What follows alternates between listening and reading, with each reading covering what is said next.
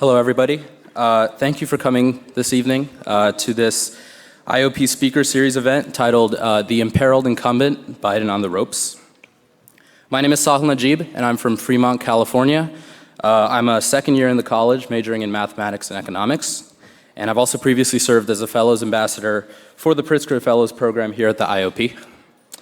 I'm honored to introduce our speakers today, who will be able to offer some valuable insight into the 2024 election and the obstacles that President Biden faces on his path to re-election, both from inside the Democratic Party and in the general election. Waleed Shahid is a Democratic strategist who's previously served as spokesperson for Justice Democrats and has also worked on the campaigns of Bernie Sanders, Alexandria Ocasio-Cortez, and Jamal Bowman. Sarah Longwell is a Republican political strategist. She's also publisher of the Bulwark, an opinion website that she founded in 2018. And Amy Walter is the publisher and editor-in-chief of the Cook Political Report. She's also a member of the Board of Advisors here at the IOP. In 2000, she received the Crystal Ball Award from the Washington Post for correctly predicting George Bush as the winner of that year's election. So I think we can expect perfectly accurate predictions from her tonight. Finally, our moderator this evening is Reid Epstein, who currently is a New York Times reporter and a former reporter for the Wall Street Journal. He notably covered Barack Obama's White House and the 2012 campaign. As always, please make sure to silence your cell phones. Towards the end of the event, there will be an opportunity to ask questions, and we do give priority for first questions to students. Please line up behind a microphone that will be placed in the aisle. There are a few other Speaker Series events coming up this month. On January 16th, there will be a discussion about progressive prosecutors and criminal justice reform at 5:30 p.m. at Ida Noyes. Then on January 18th, the IOP's Heidi Heitkamp will moderate a conversation about election reform at 5:30 p.m. at Ida Noyes. Please visit the IOP website for more information about those events. And now, if you'd please join me in welcoming our speakers this evening. Thank you. All right. Thanks everybody for coming. Happy to be here. We'll start with an easy question. Will Joe Biden be the Democratic nominee? Yes. Yes, he will. Yes, he And will. how sure are each of you about that? Barring a major health event, yes. Same. I know this is the question, though. I appreciate the question because I don't know if you guys get this same question, but almost everywhere I go and talking to people who are, whether they're engaged in politics or not, that is the very first thing they will say to me is, "Are you sure? Like that's really going to happen? He's going to run, right? And he's going to be the nominee." Yes. And they seem still shocked by that fact. I mean, my family was on vacation last year in Morocco, and we took a desert tour, and the sort of desert guide found out what I did, and he looked at me and he said, "Of the 340 million people in America, is there no one younger than 80 years old who can run for president?" Well, Yeah, he's not wrong. Yeah. It's surprising because in the 2020 primaries, there was so much conversation about Bernie Sanders' age and Joe Biden's age. And Joe Biden even signaled many times in the primaries that he would be a one-term president out of choice, that he called himself a transitional. He never said that quite so explicitly. What did he say? He said, "I will be a bridge to a new," he stood in Detroit with Kamala Harris and Cory Booker and said he would be a bridge to a new generation of Democrats. He didn't say how long that bridge was going to be. It could have been like driving to Key West where the bridge goes on and on. But here's the thing, it's both of them. Like so I do focus groups all the time with voters across the political spectrum, and they don't think Trump or Biden's going to be the nominee. Right. Like they are shocked to find out. And that's why, right now where there's so much bedwetting in DC around Biden's chances, and I'm like, people have not grokked yet that this is going to be a matchup between Joe Biden and Donald Trump, and that the contours are going to take shape for voters. Like it's still a few months away. I agree. And I don't know, though, I know you are asking the questions, but I'm curious what you all think. When are voters going to believe that this is actually still the case? I can't tell you the number of people, and again, a lot of these are Republican operatives, but they're not saying this as a conspiracy theory. They're really talking about this. In reality, they believe that even at the convention, Joe Biden may not officially take the nomination, that somebody else will get it. So is it going to take until we see, for voters, until they actually see the two of them at the convention to believe that this is the matchup? I guess. Or will it be March? I mean, I don't know. I don't know. This idea that Joe Biden, I mean, first of all, there's two things in that people would have to ignore. One is what Joe Biden says to everybody privately, donors, anybody, because it's true, people do go in there, I think, to Joe Biden, they're like, are you sure, man? And he's like, yeah, I'm doing this. So he tells that to everybody.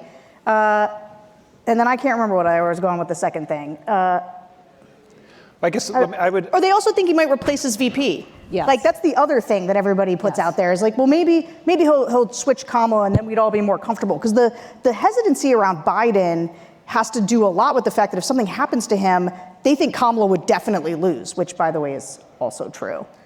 To me, the question is... Wait, it is true that she would definitely lose, or it's true that they believe she would lose? Both, in my opinion.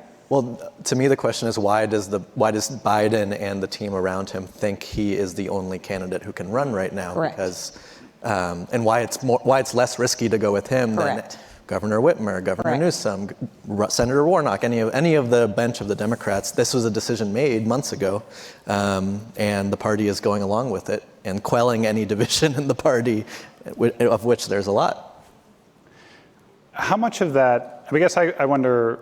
You do polling and focus groups. What percentage of Republicans do you think believe that Biden will be the nominee? Probably more Republicans think he will be than Democrats. I mean, I think Democrats are like, you're saying there's a chance, and they do. So the other thing that I was going to say is that, though, like, who's the other person? And what they all have is a list of potential people that people are a little more excited about. Gretchen Whitmer or Josh Shapiro, but like none of those people are prepared to run for president right now. You can say their names, but they don't have an apparatus, they don't have a campaign. Like the idea that you can just slot one of them in, it's sort of preposterous logistically. It's like, it's just not a thing that would happen. And I think Republicans are much more prepared. You'd have to understand, for Republican voters, they think that Joe Biden is like being spoon-fed oatmeal in the White House because he's not sentient. And so they're sure Donald Trump can beat him because Joe Biden is barely functional in their universe. I mean, they're just being shown clips constantly of any gaffe, anything that he does. Many of them make jokes about how it's elder abuse that he's running, but they want to face Joe Biden, to be sure. I don't think it's just Republican voters. Like, I think low information voters, the thing that they're seeing are those clips on WhatsApp, on Facebook, on TikTok, are mostly that they associate the president with his age. And that's, I think, they haven't done the thing where they're trying to turn that around to be about experience or something else, or that he has a steady hand at the wheel. But I do think even Democratic voters, their number one concern is also age. That is true.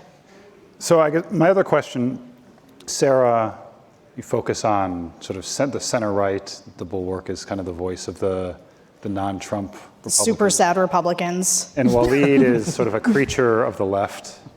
Yeah. And We're both minorities in our party. Is there a Biden message that unites those groups? Is there something that speaks to the Bulwark's readership and whatever the Justice Democrats people read that will excite, maybe too strong a word to use about Joe Biden with anyone, but is there a message that can get both of them to come and vote for Joe Biden in November? Yes, and it's that Donald Trump is the Republican nominee. It's not about you're not building a pro-Joe Biden coalition. You are building an anti-Trump coalition in this election. And what unites that coalition is that Trump is absolutely unacceptable, and the rest of it is sort of details. I think that's right. I think it's the same coalition that won in 2020. I worry about how united that coalition is in 2024 as it was in 2020. When you're an incumbent, it's much harder. The winds of change are in the air. People are dissatisfied. And, maybe it'll change when Trump gets to be in the media every day and gets to be on the debate stage. But When it comes to young voters, when it comes to Black and Latino voters, the numbers, when it comes to non-college graduates, the numbers are not there in the same way they were in 2020. And you don't have something like COVID as a national crisis to be like, we don't trust this person to oversee COVID. So I'm extremely worried about Joe Biden's chances to put together that coalition, primarily from Democratic voters.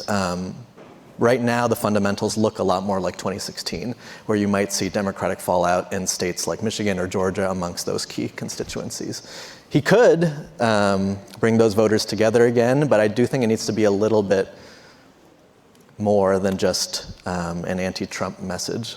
So, so there's what will sort of unite people, which is Trump. And then I think if I was going to give advice to the Biden team, it would be about, like, one of the things that shocks me is that they don't have a much better surrogate game.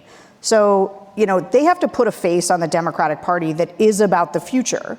And they've got great faces to put on that. They have this bench of Gretchen Shapiro and Gretchen Whitmer and Josh You're Shapiro. making the Frankenstein. Yeah.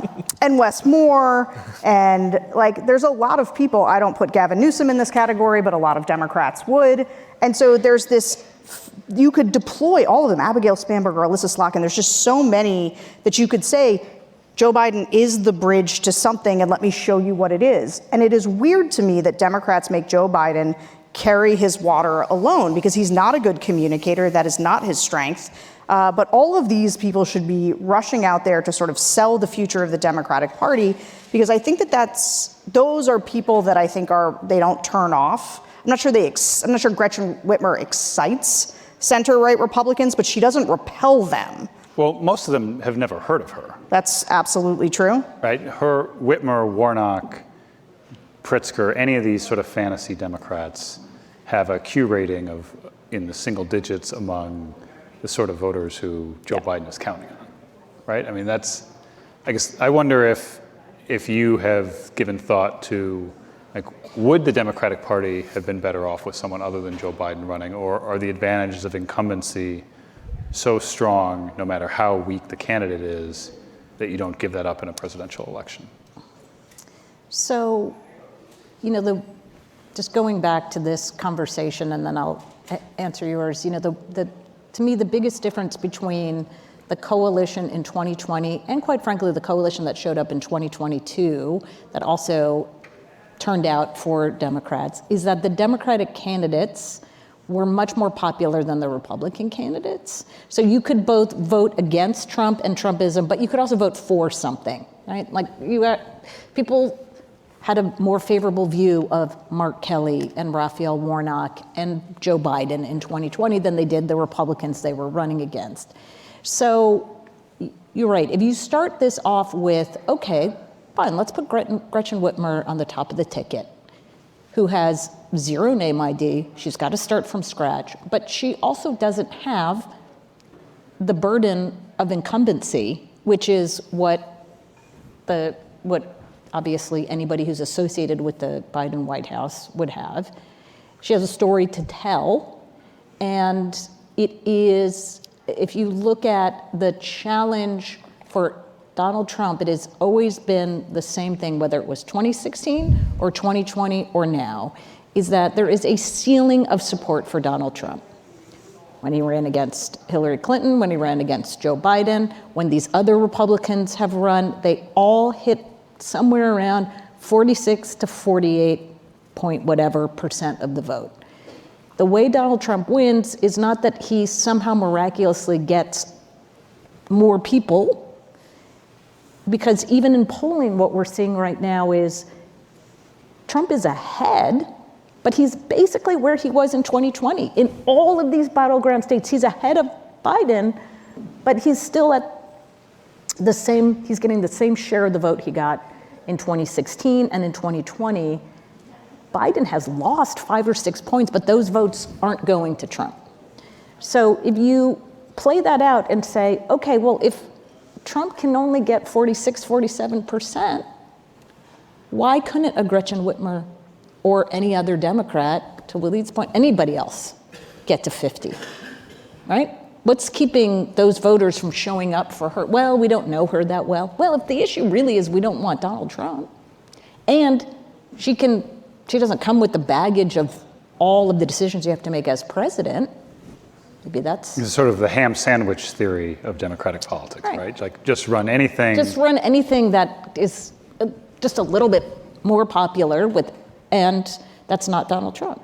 I mean, you can't see Donald Trump. I mean, these two candidates, it is like this very toxic relationship that they are in, right?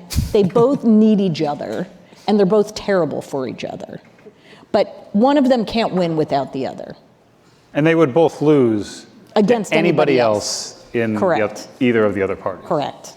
But running the counterfactual on Biden, though, is you have to go back. If Gretchen Whitmer, coming off a 10-point win in Michigan, right, had jumped in the race then with Biden's blessing, and there had been a concerted effort for him to step back, like, you had to make that decision. People freaked out when it was already too late. Like, by the time Democrats decided they were going to freak out about Biden, it was like too late to do anything about it. You had to make that decision. I don't think Biden should be the nominee. I think he should have done one term, and I think he should have spent his entire first term figuring out what the future looked like for the Democratic Party to ensure that it was strong enough to stand up against what was a toxic... it's not just Trump, right? It's the toxic forces he's unleashed on the party, and I wish that they clearly came in with a strategy of returning things to normalcy and just trying to make the government run and no drama, and they forwent the opportunity, I think, to build up alternatives. And they seem to know that Kamala Harris wasn't going to be the alternative. So I guess they just decided he was going to do it again. I'm not sure when they made that decision, but certainly after 2022, the success of 2022 made Biden feel like he could do it again. And so he did. And like, it is just far too late. Something would have to happen to him for him to not do this. I mean, I agree with you on 2022. Had that midterm turned out to be what midterms normally are, can you imagine the different conversations that would be happening? Oh, his numbers are so low, inflation's so high, Democrats lost 40 seats in the House, they lost the Senate, he can't possibly run again. There would have been a very different conversation. But whether Kamala Harris would not be part of that conversation, that's the counterfactual that also is hard to argue. I mean, because she would have to be part of this conversation. That's the astonishing part of this, like, last few minutes is like we all sort of assume that she would either not run, which I don't think is true. I don't think it would. She totally would have run. That's right. But we assume that she would be terrible. Win. That's right. Or that she wouldn't win in the nomination. Vice presidents win. And her campaign in 2019 was quite bad. Correct. And it was, it sort of didn't have it was fairly rudderless almost from day one. You know, she had a big rally in Oakland and then had a CNN town hall the next night that was a mess, and it never really picked back up from then. Is there any reason to believe that she would be better the next time around? Well, she has now 99% name ID, which she didn't have in 2019. And she has an infrastructure around her that's different. But you're right, it doesn't necessarily mean she'd be a better candidate, but still beating a sitting vice president is one of the more difficult things to do in politics. This conversation feels so eerily similar to retrospectives in February 2017 of why Hillary Clinton was the nominee and why Joe Biden didn't run, which I'm like, wow, we're already having that conversation now. Right. But I'm like, why wasn't there any other candidates besides Bernie Sanders who ran? Oh, because it's terrifying to run against the Democratic Party establishment, not only for infrastructure reasons, but also because they'll make your life hell in Washington, D.C. or your career. There's lots of consequences for challenging the chosen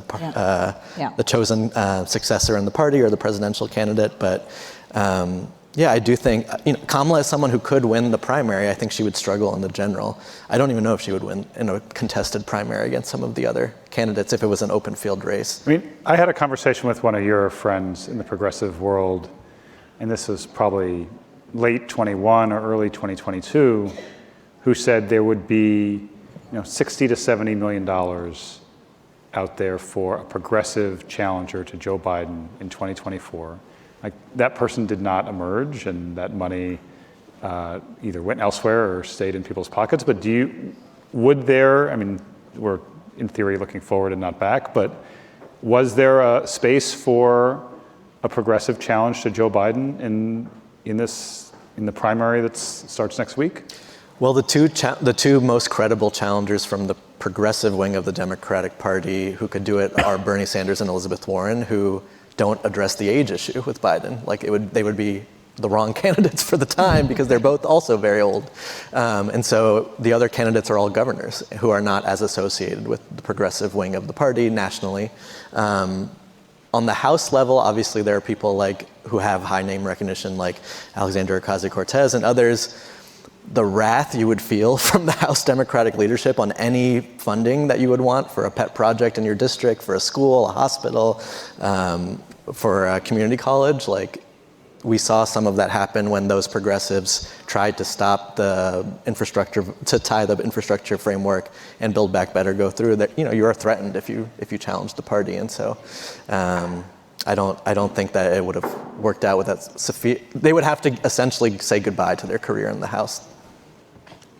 I find that fascinating. So do you think that that's why you don't see as many progressive challengers, even to moderate Democrats in Congress, as you do on the Republican side? There doesn't seem to be any compunction to be like, this guy's too moderate, we're going to take him out. This guy's supported impeachment, we're going to take him out. And on the left, that there's such a deep source of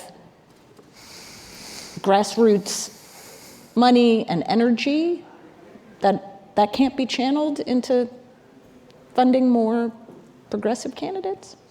Well, the referendum on the last 6 years of my career, I'm like, we have won some primaries. Yeah, I was just going to say, because they keep losing. No offense, but not against taking. But if the goal is look what happened in 2022. Yeah.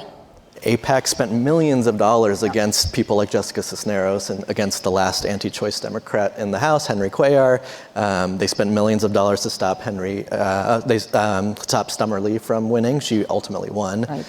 Reid Hoffman has a super PAC from the CEO of LinkedIn who spends millions of dollars on these races. Hakeem Jeffries and Josh Gottheimer started a super PAC to bundle money toward incumbents. It is a money game ultimately, and it's hard for bartenders and nurses and principals to raise that kind of money against corporate-backed Democrats, especially when you have, major CEOs. Robert Kraft, the Patriots owner, is also donating to these races somehow. There's a lot of Republican money in these Democratic primaries now, and it's one of the most understated stories of the 2022 cycle that will definitely be almost all of the members of the squad will be primaried with those donors this cycle.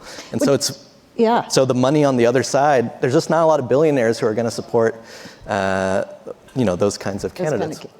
So the Bernie Sanders being able to raise that money and focus it smartly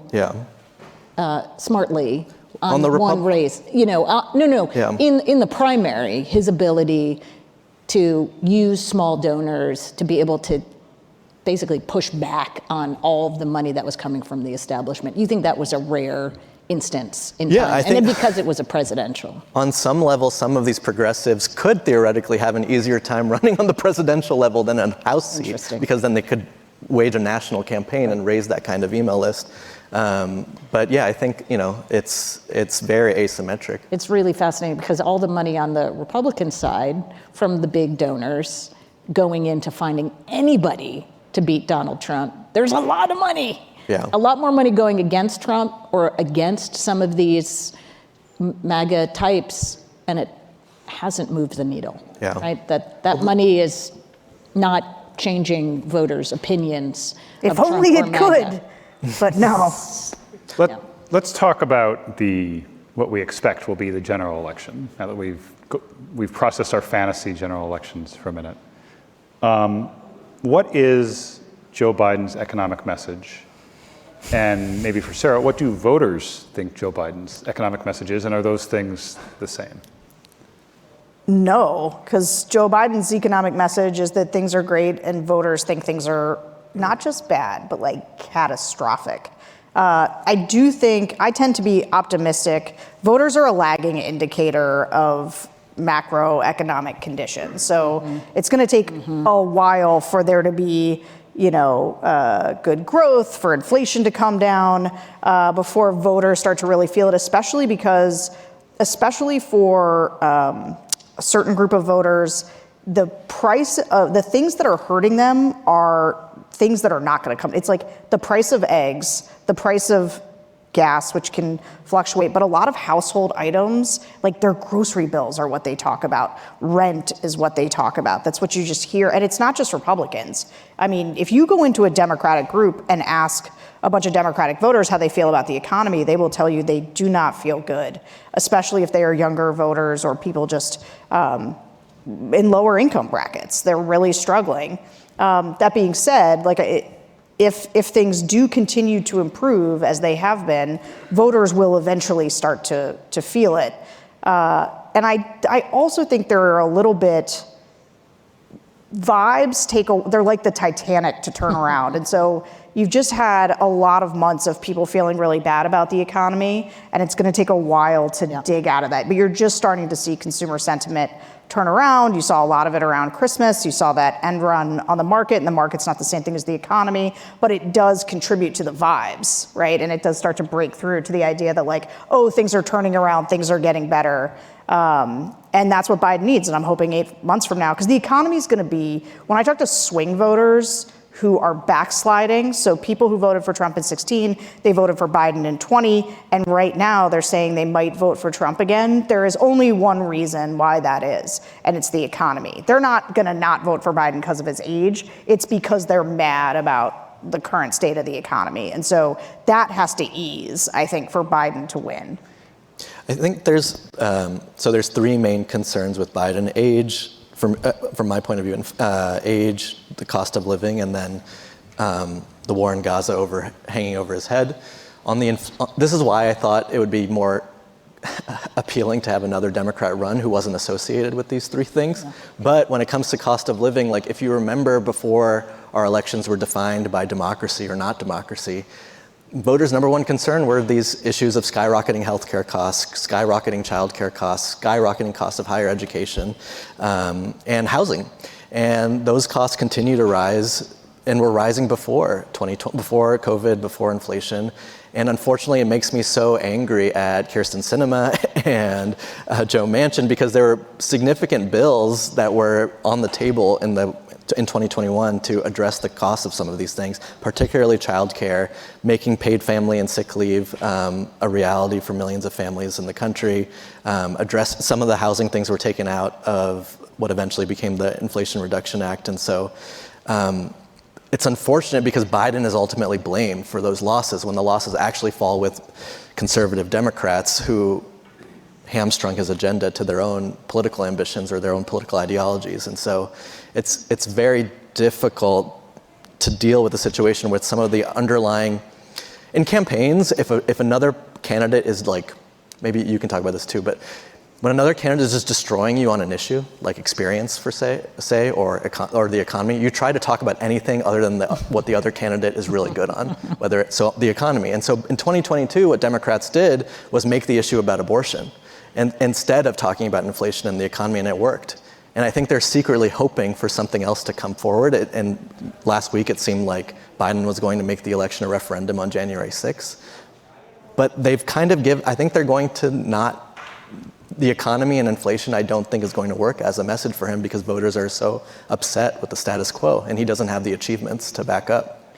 But it's much harder to run a presidential race on anything but the economy, right? That's kind of how, except, George Bush did one on the war, but usually these elections are referendums on a president's handling of the economy. And so I wonder whether you guys think abortion, which has driven Democrats to significant wins since the Dobbs decision, is that a powerful enough motivator in a presidential election when voters feel the way they do about the economy?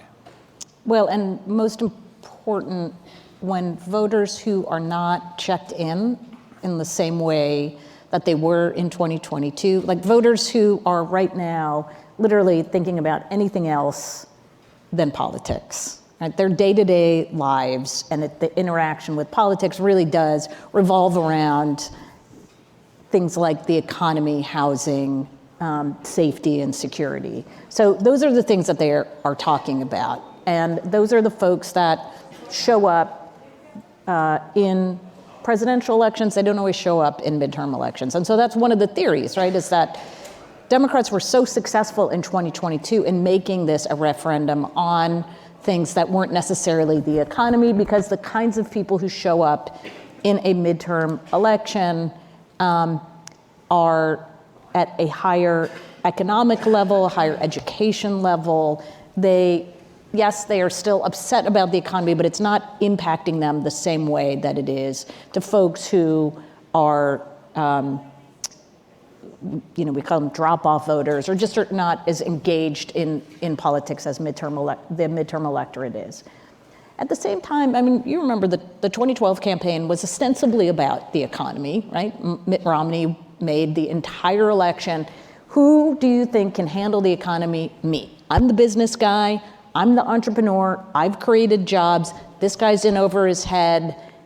Let's put a real business person in charge. And obviously what the Obama campaign did was undercut him less on the economy than who understands you, right? Who understands your values. This guy is a corporate shark, and he's going to do everything he can to make a buck on the backs of hardworking, regular people. But at the end of the day, on the question of who's going to do a better job on the economy, Mitt Romney won that argument. In exit polls, he won that argument by 5-6 points. Donald Trump won that argument in 2020 by 6 points, and he still lost. So I do think the economy is very important, but we're asking voters, when we ask them who they're voting for and why, this is a binary choice. They're being forced to take all these complicated issues in their head and to turn them into either they're going to vote A or B. And so is the economy really important? Absolutely. Is protecting abortion access important to you? Yeah. What about democracy? Yeah, that's important too. What about the border? Yeah, that's important too, right? What about crime? Sure. How do they make sense of all of that? And what we saw in 2022, to me, that was the most fascinating, and this is the number that I'm looking at most closely now, is voters who said they didn't think the economy was terrible but thought it wasn't good, voted overwhelmingly for Democrats. Voters who said that they were somewhat disapproving of Biden, but weren't highly disapproving, right? So they didn't like the job he was doing, but they didn't hate him, also voted for Democrats. And so what that makes me think is, one, with that caveat I just started with, that was a midterm electorate, so we have to be very careful about it, about applying that to a presidential year. But that maybe that these gold standard questions, how do you feel about the state of the economy? How do you feel the job the president is doing, aren't telling us the real story. And digging a little bit deeper into that, which is why focus groups are great, but also getting to that question of, you think the economy is not great, but does that mean you're going to vote for the guy over here who you think is better on the economy? Or does it just mean that you think the economy is not great, but Donald Trump may solve the economy but make things worse in other places? This is why what's important for Biden is for the economy to just get like a little bit better. You more just need for people not to feel like it's catastrophic so that they don't vote on the economy. Because as long as it's kind of like medium, they can think about voting on other things. I was actually at IOP making this case. I was on with Axe and with two Republican pollsters. Who's Trump's pollster? Fabrizio. And then who's his Democratic guy? Oh, John. That guy, yes. the Italian. Yes, Anzalone. Zanzalone, thank you. Yeah. And they were all arguing with me, telling me that like we're talking about abortion too much. Democrats are talking about abortion too much. But there's a revealed preference with voters. Part of talking to voters is understanding how to believe what they say, and then sometimes be like, do you really mean this? Because here's the thing that they'll do. If you ask any voter what's most important to them, they're going to say the economy, because it is. And nobody, when you would ask them, like, how do you think things are going in the country, people wouldn't talk about abortion. It like wasn't top of mind. They wouldn't bring it up. But when you brought abortion up to them, they would get so exercised about it. Like the urgency, the depth of their feeling on it was really high, which told me, talk about this all the time, because it's not top of mind for them, but when you talk about it, they get really exercised about it. And I also have been talking to a lot of younger people in the focus groups recently, which Democrats are freaking out about young people right now. And one of the interesting things, did you say sorry? one of the interesting things about young people, though, is they're not excited to go turn out for Biden. They are very excited to go turn out in their local elections, right? And in a lot of cases, Democrats are smartly going to put abortion on the ballot everywhere that they can. And so Biden may benefit from a kind of reverse coattails from young people who are willing to go out in their local elections, but don't really care about Biden, and he may just benefit from it. So to say that I agree with Amy that the economy is important, but if he can kind of, and also with Republican voters, like one of Trump's big strengths, he'll want to make it about the economy because people think he did a good job on the economy. Yeah. You ask Republicans, man, they'll tell you the economy was on fire when Trump was doing it. Even with swing voters, the ones that backslide, there's like a guy who I quote all the time. He's like, I voted for Trump the first time because I'm a Republican, but I voted for Biden the second time because I hate Trump, but I'm probably going to vote Republican again, even if it's Trump, and then I'm going to like turn off the news and close my ears and enjoy the economy. And like that's why it's got to get a little bit better. Like it doesn't have to be the only thing, but it can be a huge drag. Yeah, that's fair. I want to talk for a minute about the democracy speeches that Biden gave Friday and then again Monday in South Carolina. But I want to ask the audience, I'm curious, if show of hands, who watched Biden's speech on Friday in Pennsylvania? So there's like 10 people in the audience. What do you think that Biden, I guess, do you think that speech was effective? Do you think, given the engaged enough crowd to come watch us on a snowy night, that we have about 1 in 10 people who watched it, how much will it stick? And is it going to do the job of moving some of these Trump-curious voters on the economy away from him and to Joe Biden over the course of the next 10 months? I mean, I'm just of the belief that the best thing that Biden has going for him is Trump being in the spotlight more. He's really, I mean, if you think about where we were between 2017 and 2020, Donald Trump was in your face every minute of every single day, whether you wanted it to be that way or not. Now, unless you're really paying attention, I don't know anybody who's on Truth Social, right? No one's like pulling up his long diatribes on social media. He's getting coverage, but it's not the same. You can avoid him in a way you could not avoid him before. And at some point that's going to change because he will be the nominee. He will still not get the level of intense scrutiny and airtime that he did when he was a candidate in 2016 or when he was president, because that's all there was. He's not, but there's a sitting president, incumbent president now. But it sort of seems like what Biden is doing is saying, I'm putting this marker in the ground right now, right? Like, he's not the nominee yet, but he will be. And just remember, anytime you see his face, I want you to remember January 6th. I want you to remember why, this is more than just an election about, is it a Republican coming in or are you voting for the Democrat? So I tend to believe as a matter of just, I don't think that voters care about democracy. You never hear somebody in a focus group talk about like, boy, I'm really worried about democracy. Sometimes the Dems would say it, yes. But if they do it, like democracy, the word has already been tribalized. Like yes. Republicans will be like, Democrats are a threat to democracy because they stole the election. And Republicans say that Democrats say Republicans are a threat because they lied about it and then they attacked the Capitol. So like democracy is just kind of a word that people use. I think what Biden's trying to do, and I think it's good that he's doing it, is draw a contrast. Biden's favorite line is don't compare me to the almighty, compare me to the alternative. And he's really banking on that for this election. The alternative is Donald Trump and that people will hate him enough to vote for him. And so I think to the extent that and the other thing I'll say is that for Republicans, so I'm going to run, I will hopefully spend like $50 million trying to beat Trump again in 2024, and our campaign's going to be called Trump Voters Against Trump. And so when we talk to people who voted for Trump in the past, especially have voted for him twice, the reason that people give for not voting for him again is always January 6th almost. It's also a little bit abortion, there's a few people in Ukraine, but like mostly what happens is people held their nose, voted for Trump twice, but they're kind of normie Republicans, and after January 6th, they said never again. And so I do think for some of these swing votes, I don't think talking about democracy exactly, and in 2022, a lot of times I move in the democracy community and people are like, see, democracy mattered to people in 2022. And I'm like, really what mattered was abortion plus people thinking that these candidates were too extreme. Like when you asked a voter, you're like, how do you think Biden's doing? Bad. Who are you going to vote for? Well, I'm going to vote for Mark Kelly.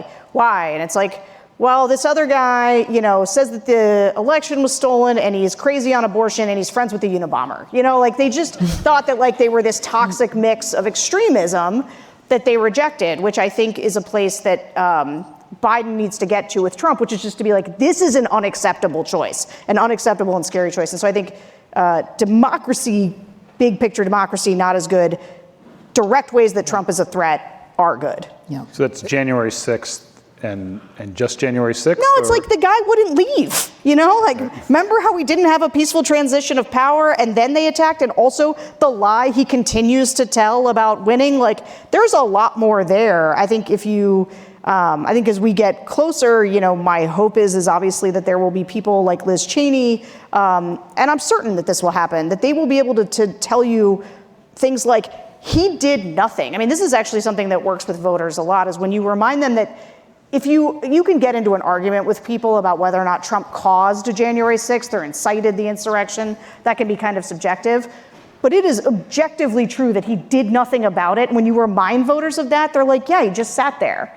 And I think part of the challenge is going to be like, is Biden a talented enough communicator still? Like, does he have enough juice left to make that contrast strongly through this general election period?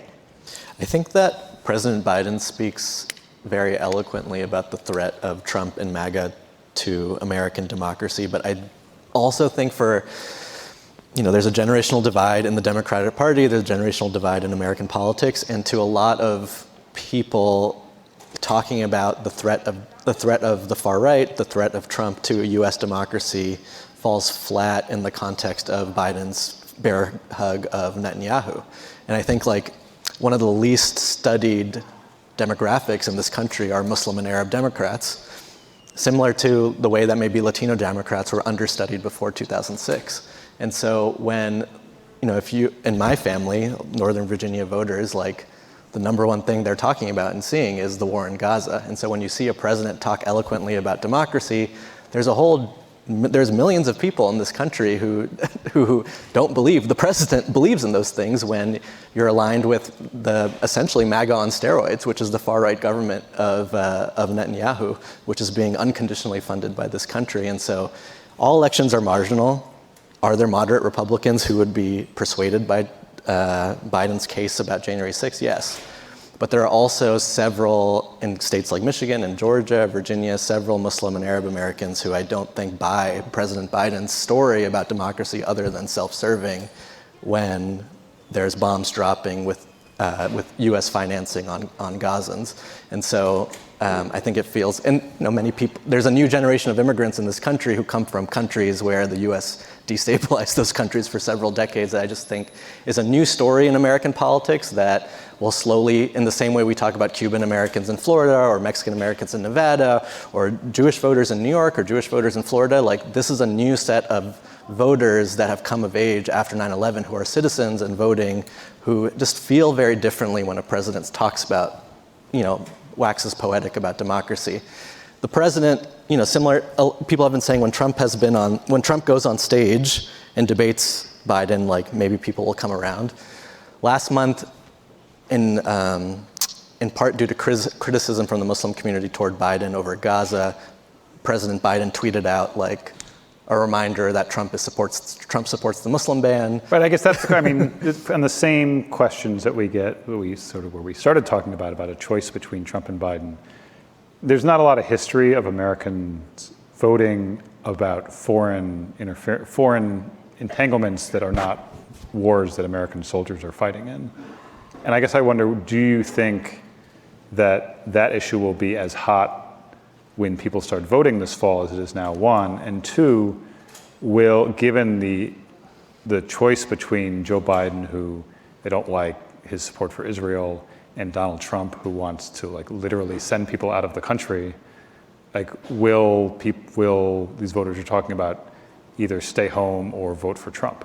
I think they'll stay home or vote for a third party. You have to remember that Cornel West will probably be on the ballot, RFK will probably be on the ballot, Jill Stein will be on the ballot, and you better believe there are going to be Trump-affiliated super PACs telling voters, especially Muslims and Arabs, that Joe Biden financed Netanyahu's war in Gaza that resulted in 1% of Gaza's population being killed. That is going to happen. Most people in my family have told me they're not voting for Biden because of the war in Gaza. They've never spoken that way about a Democratic candidate before.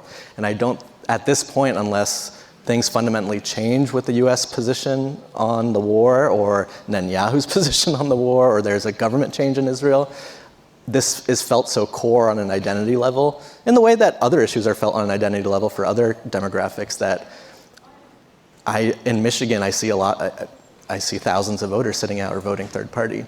I don't think it'll look like 2016, like the same people who sat out in 2016. Why wouldn't they sit out again? Can I don't buy that for 1 second. And I think the reason in 2016 that happened is because nobody thought Trump could win. I hear this all the time, right? Nobody thought Trump could win, so they didn't really want to vote for Hillary Clinton, whatever. Now people know Trump can win. And it does become a binary choice. And between now and then, first of all, I think things probably get better internationally to some degree. I don't know about Russia and Ukraine, but I think, and Biden, obviously he has been trying to work with Netanyahu, but he is also trying to calm Biden has been, whatever. I think Biden's been actually incredibly good, better than any Republican and or other Democrat that I would want in office during this. But I think when Trump is there talking about deporting Muslim relatives, rounding people up, I just don't think everybody looks at Joe Biden as like, they're not, again, they just want to keep Trump out of office. And I think the threat that he will pose, the rhetoric that he will use, will shift people's perspective. What do you think? Do you think when people are saying talking about a Muslim ban, that people will be like, oh, the one alternative we have to beat him, we're going to sit on our hands and not vote for that guy? I don't necessarily agree with it, but that's how people feel. Is anyone here Muslim or Arab? Know a Muslim or Arab member of your family who's excited to vote for Biden or going to vote for Biden? Like, it's not in our community. People are gonna. It's just not going to happen. Like, anybody in any demographic excited to vote for Joe Biden? Yeah, center-right Republicans are not excited to vote for Joe Biden, but they're going to do it because they think Trump is a psychotic threat to democracy. I just think that, I think that Muslim voters are just, this is like their moment to show that they're some sort of political force, and this is the tactic I think they're going to show, is how do you punish the president for the policy that they fundamentally disagree with. And Biden made a series of blunders, particularly in October, that are viral in the Muslim community on WhatsApp, like questioning the death toll, like refusing to call the family of the 6-year-old boy out in Illinois for a week who was stabbed multiple times in a hate crime. These things are like known as like core. When people feel these kinds of things on an identity level, it's hard to shake their distrust of the president, that he cares about people like them. I don't agree with it. I'm just saying I'm being descriptive. Right. But I just think like there's literally every demographic that could make the case that they feel unseen in some way by the president. Like, I hear black people in the focus groups talk about how they don't feel like enough has been done on policing. Every Republican who voted for Biden feels betrayed by the fact that he's been too accommodating to progressives. I mean, literally everybody has a reason to be mad at him. And the question is are you going to have a temper tantrum in the face of Is every group going to just be like, I'm not voting for this guy because of Trump? Because I think that's what they did in 2016. And that's how you got him. And the thing is everybody knows now you can get him and what it's like when you do. And if anybody is going to let their anger over any given policy issue, no matter how frustrated they are by it, put Trump back in the White House, it is both, I think, an action against self-interest as well as like a deeply selfish thing to do in the face of the threat of Trump. There we go. Okay. There we go. I think we have one more, and then we're going to go to audience questions. Okay. And I guess this is more for the two of you again. Like, how much should people be freaking out about Joe Biden's standing? And I guess I should ask, is there an appropriate level of freaking out about Joe Biden's standing at the moment? Or are you confident that some of these polling numbers that are so bad for him will recover once more people grasp that it will be Trump and Biden for the general election? People should be freaking out. Celinda Lake, who is Biden's former pollster, did a poll in Michigan that showed amongst young voters that Robert F. Kennedy was neck and neck with Biden in the general election. That's Biden's former pollster. I think that, in most polls of the swing states, young people are pretty 50-50. Voters under 35 are pretty 50-50 with Trump. I don't know how that's sustainable for the Democrats going into November. But again, I think there are certain things that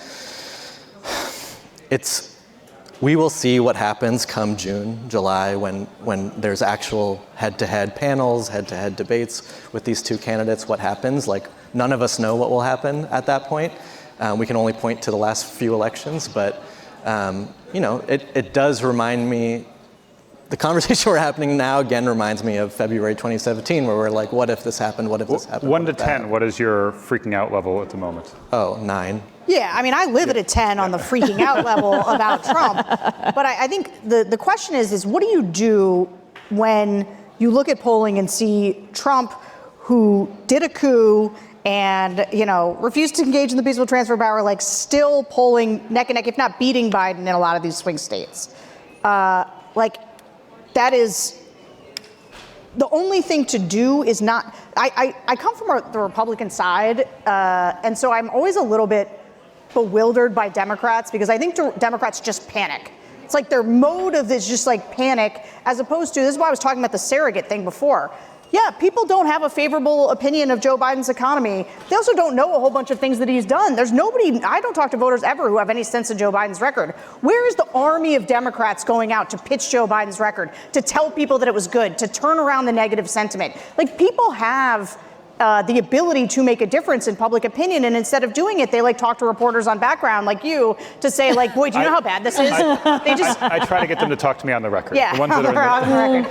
That's right. And so people have to do the work. I think Joe Biden can win. I think the level of threat that Donald Trump poses is such that we should all exist at 10, but not 10 it's a fait accompli, we should give up, but 10 man, we got to get started. We have to have urgency. We got to go now. The one thing to that point, though, even in Biden's speech, at the one I listened to yesterday, was that yesterday in Charleston? Time is a flat circle. I know, it's just all. He spent a lot of time talking about prescription drugs. Now, if you read any of the news articles about that speech, it was about threat of democracy, white supremacy, and the through line, white supremacy, right through January 6th. But he did talk a lot about lowering the cost. In fact, that's how Jim Clyburn introduced him, was how important it was that he was lowering and capping the cost of insulin. So that weaving together is what they're already doing. Whether it is getting through is the challenge. Nope. Maybe not. Oh, it is. Just say your name and your year in the college. Hi, my name is Joe. I'm a MAPS student, and I know the one super excited Biden voter. It's my mom. She made me promise to tell you guys how jazzed she is. Okay. I will not give you the rest of the speech she gave me. Where does she live? Missouri? Good for her. But my question is, what is the plan? Is there a plan? Are they even talking about a plan in the Democratic Party about what happens if Trump dies before the election, if he gets somehow completely taken out of the race? Do they have anything to run for, or is it just we're running against Trump, and if that blows up in our face, we're effed? That's usually not the question people ask. Yeah, usually that's what happens if Biden dies. Yeah. What's the plan? Because I was going to be they don't have one, guys. But if Trump dies, It's the same playbook. I mean, they're already doing that right now. Yeah. Look, and Ron DeSantis is either as unpopular as Trump or more unpopular than Trump. Yeah. So that's already been sort of done. I don't know that Ron DeSantis is going very far now. We saw Biden yesterday jump on the Nikki Haley slavery comments, and that's what they're going to try to do. They have made an effort, not always successfully, to try to tie all of the Republicans under sort of a MAGA umbrella and brand everybody, whether they're on the team with Trump or ancillary to Trump, to make them. And it worked really well. This was, I think, a really good lesson from 2022. Where that worked really well was, you brought up the Mark Kelly, Blake Masters. If you were running as a candidate who embraced Donald Trump, embraced that the election was rigged, very significant restrictions on abortion, it was easy to tie you in that MAGA lariat, as it were. The kinds of people who succeeded were folks like Brian Kemp. He's pretty conservative. He's really conservative on abortion. They passed a 6-week abortion ban. But you know what? Voters in that state also know that Donald Trump hates him. And that gave him like a pass from those same voters who were voting against Walker, who were voting against Trump, but voting for. So Nikki Haley, by running against Trump right now, I think is getting some of that cred of being, well, if Trump doesn't like her and Trump says bad things about her, then she really can't be MAGA. So that would be the one challenge. Nikki Haley would destroy Joe Biden by like 12 points. DeSantis, though, actually would be kind of hard. I think DeSantis could be, but he is just, boy, is he unpleasant. I had like a two-time Trump voter in a New Hampshire group this week just be like, I want to punch him in his face. He's a punchable face, and I don't like him. In that like Boston accent that the New Hampshire guys do. So I think you just don't get a lot of enthusiasm anymore from voters. And that 6-week abortion ban for him he would have a tough time running in a general election on that. I think it's important to remember that Trumpism lives beyond Trump. Like, this next generation of Republicans are like, if you ever watched The Avengers, they're like smart Trump. Like, I just think that MAGA, the far right movement, the kind of cozying up with white nationalism lives on. Like Jeff Flake, John McCain, like that's not who the Republican Party is anymore. It is more and more people like Donald Trump and the speaker they just elected. Like, this is going, whether or not Trump lives or dies, like, the Republican Party is going to continue to lean toward this far right movement that is ascendant in their party. Thank you. So I'm Watson, and I'm in maps. So, I've been trying to figure out how to put this, and I think I finally have it. First, I should preface with my considerations are probably out of step with most voters as you all have been talking about it. But if I could return to international relations, we can agree that we're all out of 10. I suppose my question is Joe Biden really out of 10? Because South Africa just charged Israel with genocide in Gaza. And it's such a moral catastrophe. And I'm wondering, is there literally anything on the issue that Joe Biden could give up? Maybe stop bear hugging Netanyahu, something. For those people who aren't merely throwing a temper tantrum, but are looking at something disastrous. That's my question. Yeah, I think President Biden at his best as a candidate and as a president was able to play with progressives and was able to reject some of the conventional wisdom of the Clinton and Obama administration, particularly on climate, on student debt cancellation, on taking on Wall Street, some of those things. On Israel and foreign policy, he is more conservative than the Obama administration as a person. And he has repeatedly rejected the progressive wing of the Democratic Party in a way that he hasn't on climate, in a way he hasn't on student debt, in a way he hasn't on several other issues.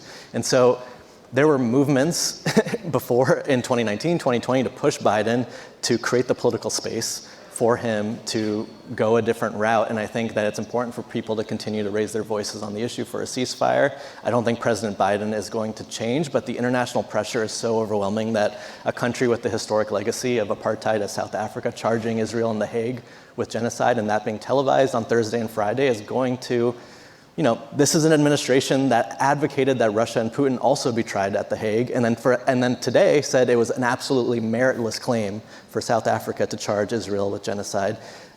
For people who are paying attention to this and who it matters, it's not throwing a temper tantrum, it's hypocrisy. But I think the only way is, like movements like the Sunrise Movement, like Biden wouldn't have gotten there on climate change without young people being angry, being out there in the streets. If you remember at the convention, Biden named 4 issues that he cared about: healthcare, racial justice, climate change, and democracy. And I think that was because those were the large social movements around 2019, 2020. And I think that we have to continue to build those movements. All the members of the squad who support conditioning aid to Israel will all be primaried with multi-million-dollar campaigns against them, funded by groups like AIPAC and DMFI, Democratic Majority for Israel. I would encourage you to support those candidates who are representing the majority of Democratic opinion, even if Congress is not with them. I'll just say real quick, I think Netanyahu's done. I think Netanyahu will be gone by the time we have this election. And I think that we don't know where we look back in 8 months about how Joe Biden handled this. We may think very differently once the entire thing has played out. Right now, we're in a terrible space, and it may not stay like this. Everybody I talk to in Israel or who knows things about this say, they are done with Netanyahu. He was gone before this. This is buying him some time. But the fact that just the catastrophe of an intelligence failure dooms him with his own people. And so I don't think the environment's going to be the way it is 8 months from now. Thank you. Hi, I'm Gabriel. I'm a first year in the college, and I was just curious as to whether you guys think in this general election, Joe Biden's incumbents is a blessing or a curse to him. That's a great question. I would tell you that every Democrat that I've talked to will tell you that the price of name recognition and having a political organization across all the important states that he came into this election with was not something they could put a price on, right? Those are products of him being the vice president for 8 years, being the president for 4 years, being someone who had been in Washington and on the news for 35 years before that.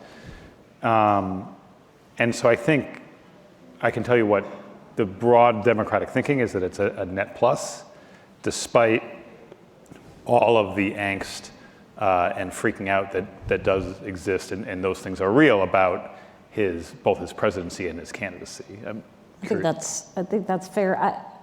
A few months ago, I bumped into a Democratic consultant at the airport, and he said, the one thing that's been consistent sort of around the world and in these campaigns, it's less about the fact that it's Biden or that it's age or that it's this one issue. It's that incumbents in general are unpopular. They're unpopular around the world, and that this has been sort of a constant. And another one of them said to me, where voters are, certainly in this country, but in other countries too, it's the sense that they've been saying now for years, this restaurant that we've been going to is terrible, right? The food is terrible, the health code violations, the decor is old, we got to get rid of all of this infrastructure. And the answer that politicians are giving, the people who own the restaurant, is to say, no problem, here's a new chef, right?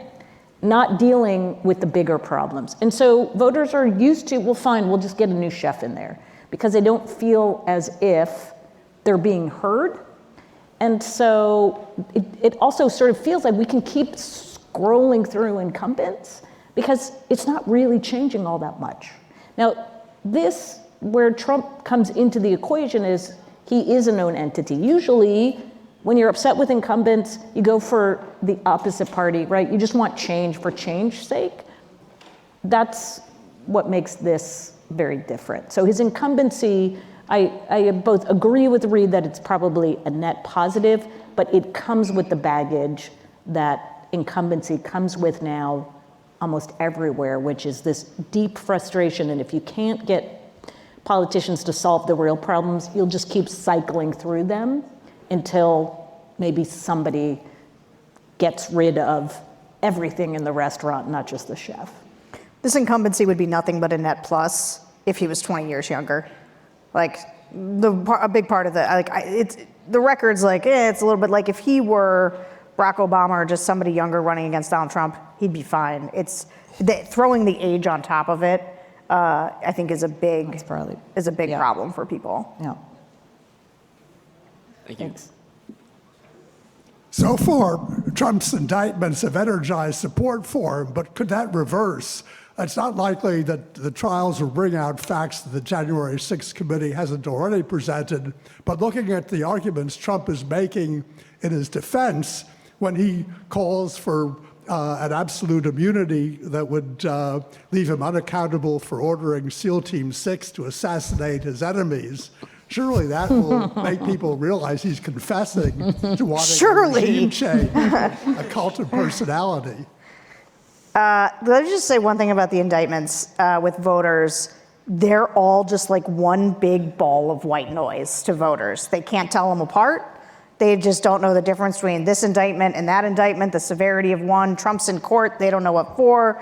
Trump's making a legal argument that's absurd. And it is like this, especially in a Republican primary.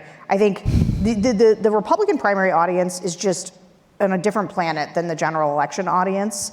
And everything that happens to Trump legally right now or being thrown off a ballot in Colorado, every single person internalizes that in the Republican base as an attack on them, as an attack on their choices. They rally around Trump. It's a psychological effect we've seen now just over and over with him. It's not the same in the general election, and so I think the dynamic's going to shift in terms of how the court cases impact Trump once we're in general election territory. Do you think it helps Trump to be locked in a courthouse and not be able to go out and make news otherwise for much of the summer if he winds up in court?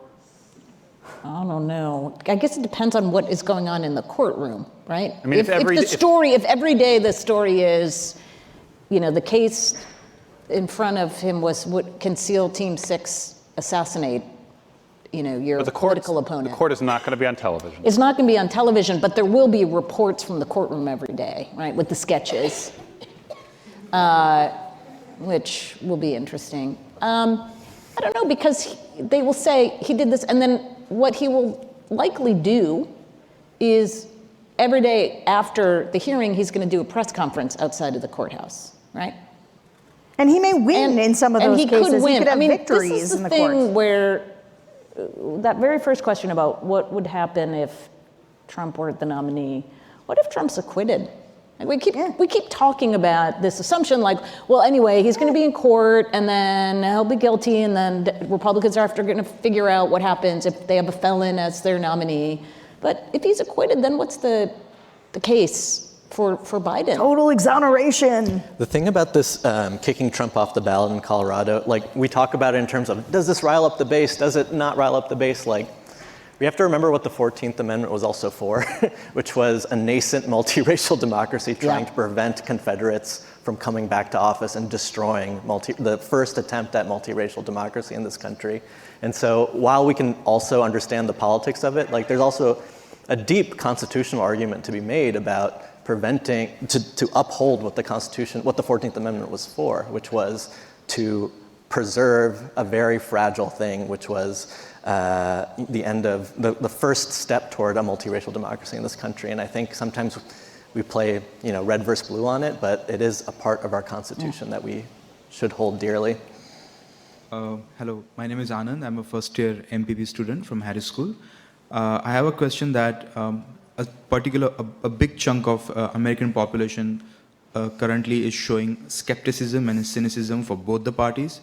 They say that none of them show our true interests at our heart. In that condition, how you look at the decision of Dr. Cornel West running for office? Does it only hold a symbolical value, or it also builds a future potential of breaking out the deadlock of, as usual, two bipartisan ideas and building up a front, cultural, political front, a third front in American democracy? Thank you. That's a good question. There's been thousands of third parties in this country, and none of them have come to fruition except for one recently, which is the Republican Party. And the reason the Republican Party was able to be a successful third party in the country is because they took a stand on slavery that no other party was taking, which was to oppose the expansion of it.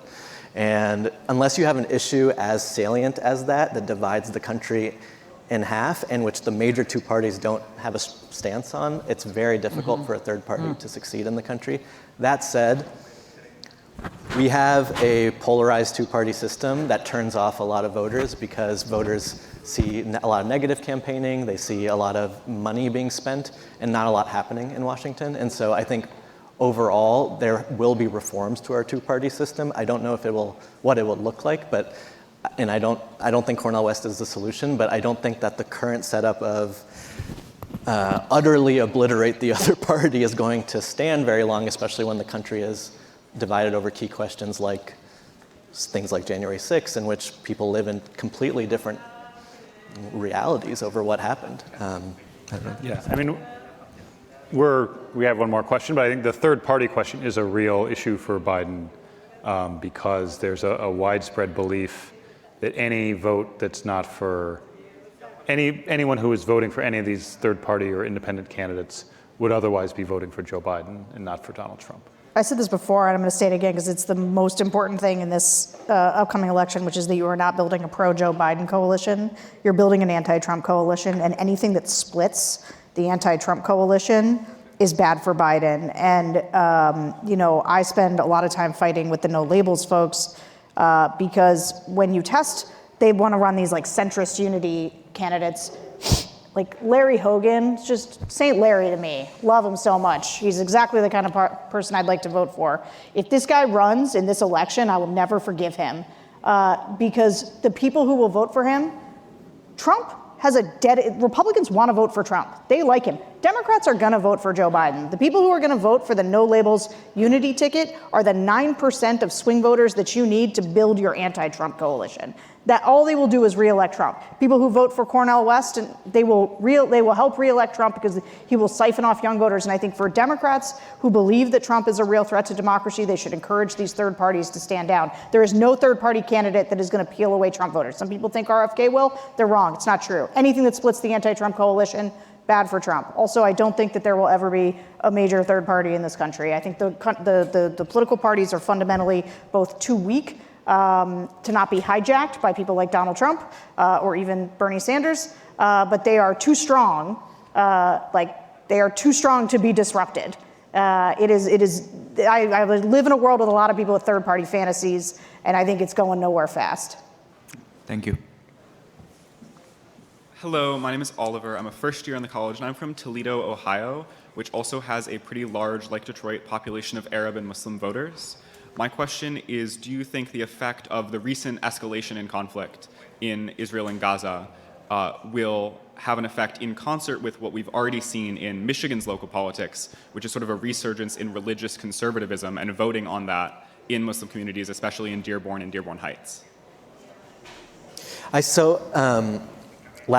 So for people who don't know, last year there was a Republican-led effort by a Republican Arab American to convince Arab Americans in Michigan in the Dearborn area to leave the Democratic Party over issues related to LGBT rights.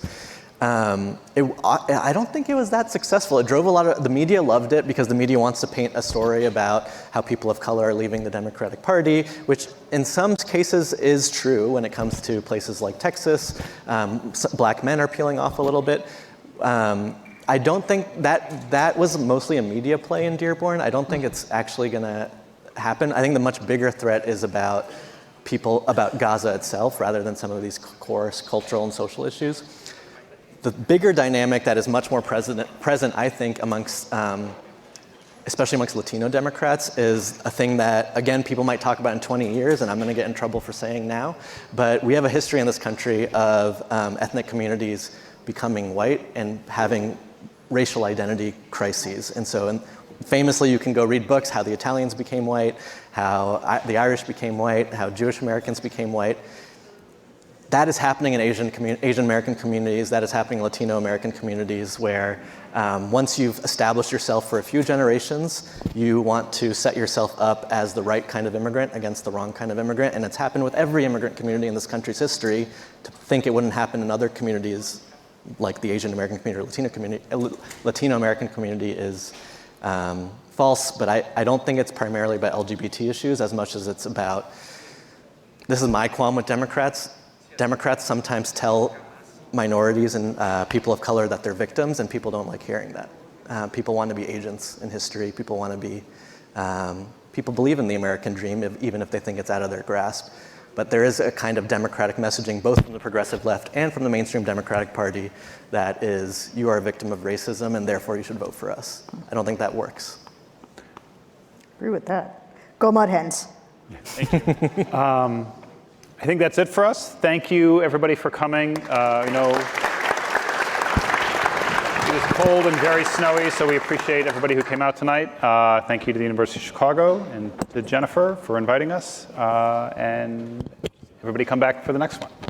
Yeah. Thank you.